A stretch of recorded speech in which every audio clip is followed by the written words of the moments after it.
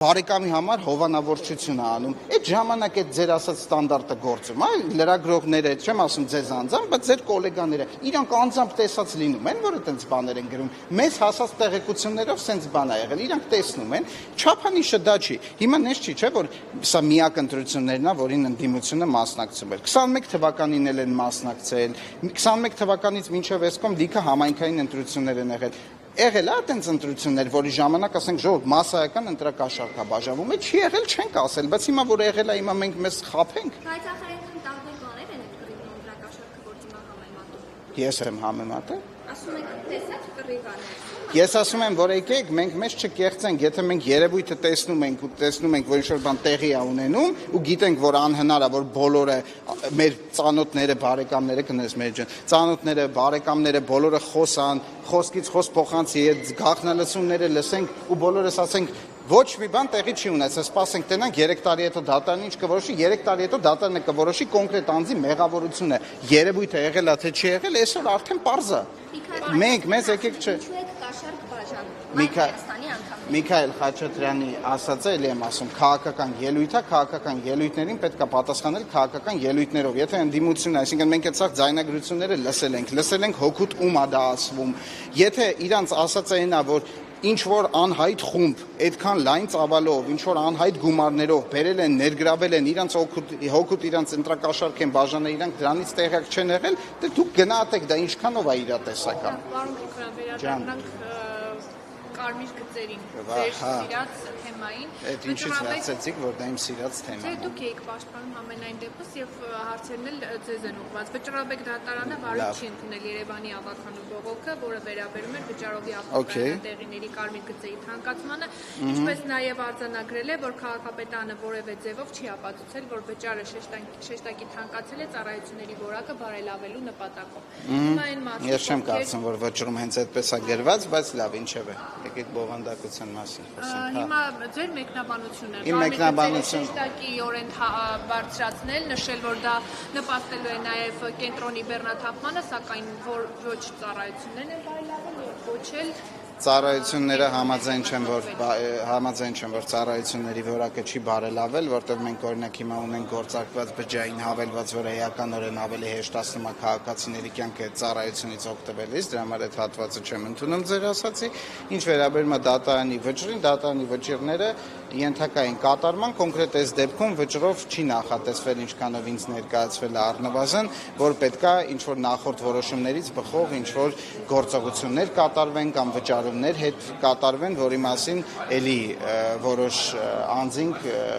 բարձրաձայնում են, ինչը իրականությանը չի համապատասխանում։ Դատարանի որոշումն են կծանոթանանք, սա մեր համար ազդակ է, որ 2027 թվականի տուրքերը սահմանելիս այդ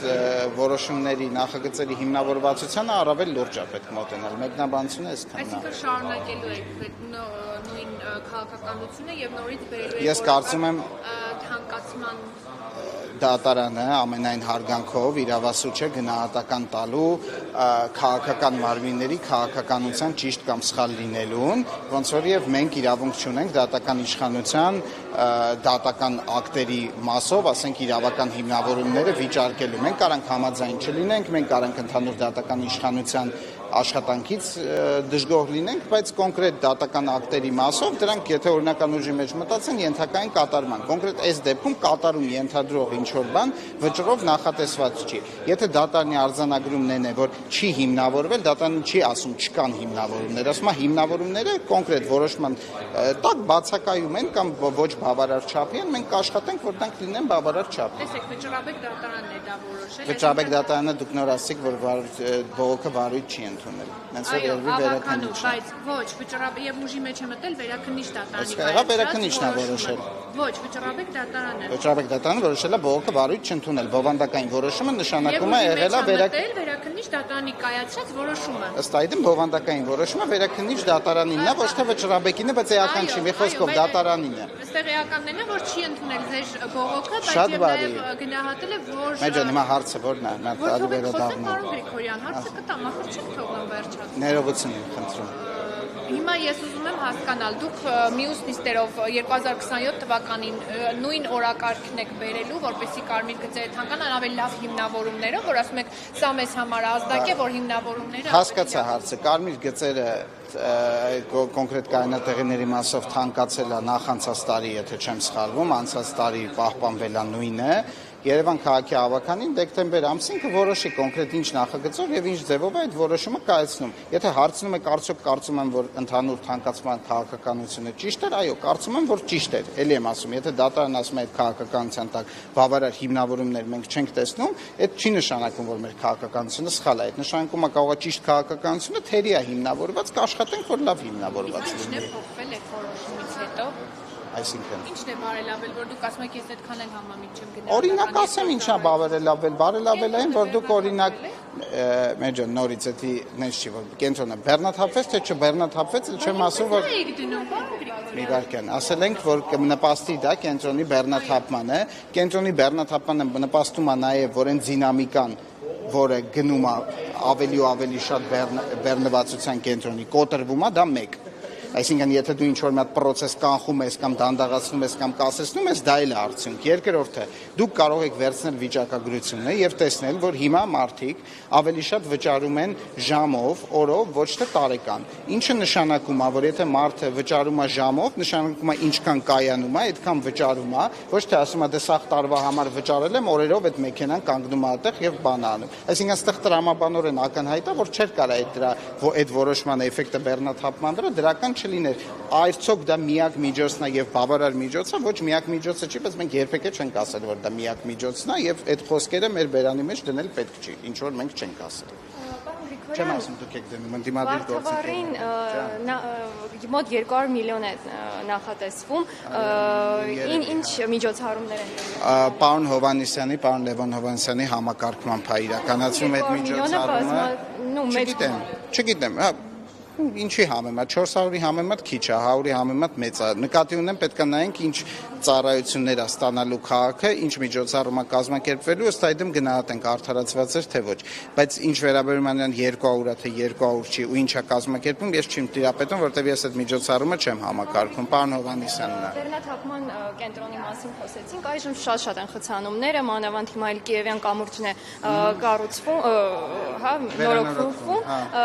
Ինչ պատճառով է որ այսքան խցանումներ կան քաղաքապետարանը պատրաստվում է մի բան անել որպեսզի խցանումները Եկեք հետեւյալն ասենք էլի հիմա շատ են խցանումները համեմատ նրա թե ինչ իրավիճակ ենք մենք սովորաբար ամառը ունենում բայց եթե ելակետից ելնում ենք որ Կիևյան կամուրջը վերանորոգման կարիք ունի դա անվտանգային խնդիր է դա նշանակում է որ որևէ